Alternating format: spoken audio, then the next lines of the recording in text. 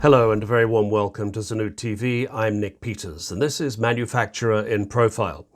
Last week's Make UK Executive Survey 2021 defined the quality required of companies that intend to survive continued lockdown and perhaps post-Brexit supply chain disruption as agility.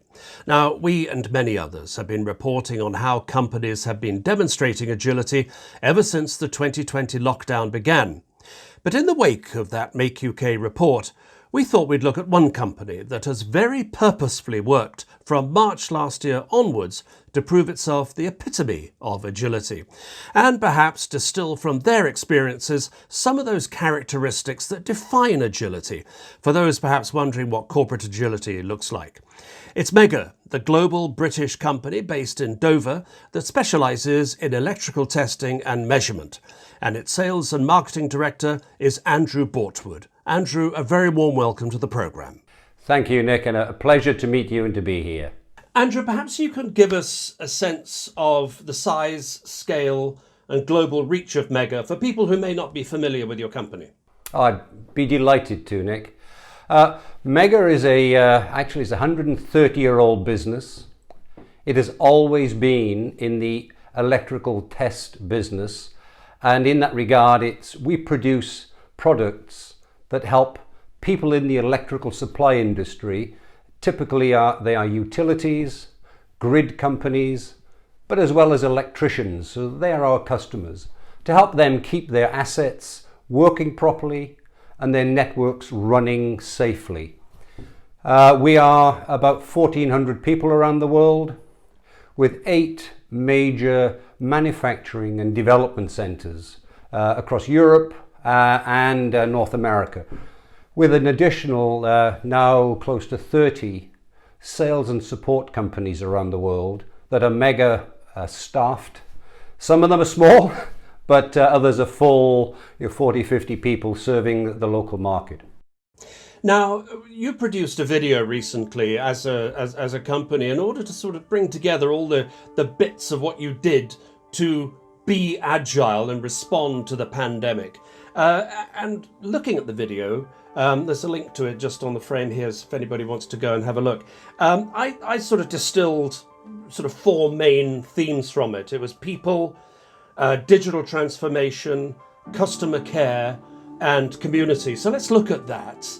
First of all, people. Clearly the most important thing of all when this thing hit. Nick, absolutely. We have many of our people are factory based or major site based. Many are regionally based in the sales offices and working from home. Right from the beginning, so from mid-February onwards, communication to the people in the facilities as well as home to stay safe, abide by safe working rules. And typical things we've done in all of our factories. Very early on, we started temperature measuring. Everyone that arrived at the business stood in front of a temperature measuring device to ensure that there was no immediate sign of them not being well. Well over 2/3 of our workforce are working from home, thanks to technology and their continued dedication. I was intrigued to see that digital transformation played such an important part in your agility agenda for 2020 and obviously going into 21, because I mean you're a very large company and you must have been quite digitally savvy from the get-go. What else have you been doing that uses digital technology to keep the business on its toes? The fundamental ERP system we've had that supports the transactional side of our business has been in place for a number of years across all of the Megger entities. And we've adopted years ago a variety of virtual meeting tools, but not until, and here's where good fortune came our way, we adopted a unified MS Teams was the package we worked with, and deployed that late November, December of 19 and through into January 2020 with training, equipping people in how to use as best they can their cameras and so on. And along came COVID, and we think, how fortunate, how blessed we were already on that digital journey of getting people to start collaborating and working together through a virtual means. So virtual team meetings was an initiative we said we wanted to put more time and effort into back in early 2019, mid 2019, to then deploy around the organization. Then it was linking across to distributors, distribution partners and customers. And one of the things that we are extremely proud of is how we very quickly took the view of it's education and support. And for a sales guy, it was education and support rather than go sell. These are going to be difficult times ahead.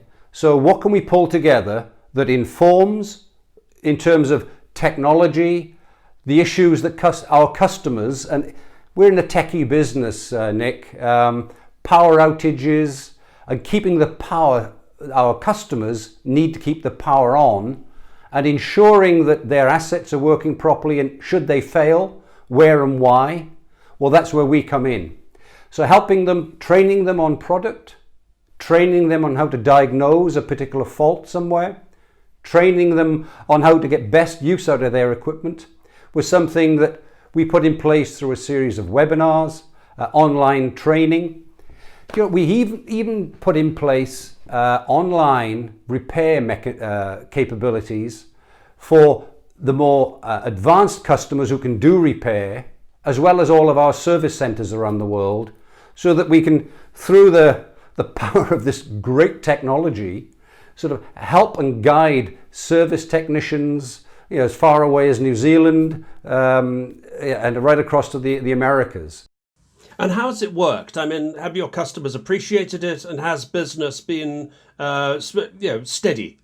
As a group, our order level dropped a few percent, a little under 5%.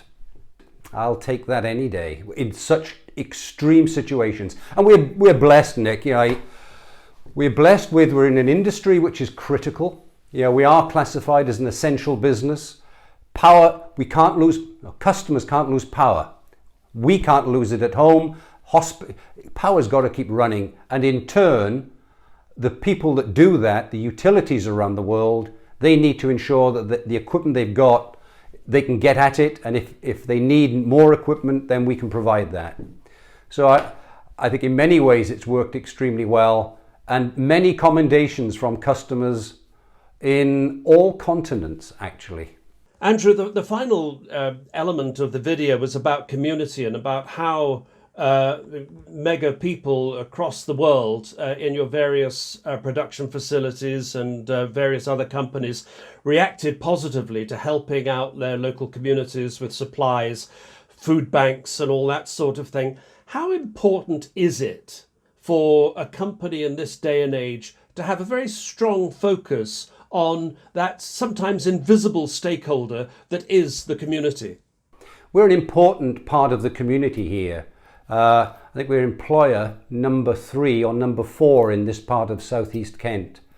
We work with colleges and with schools.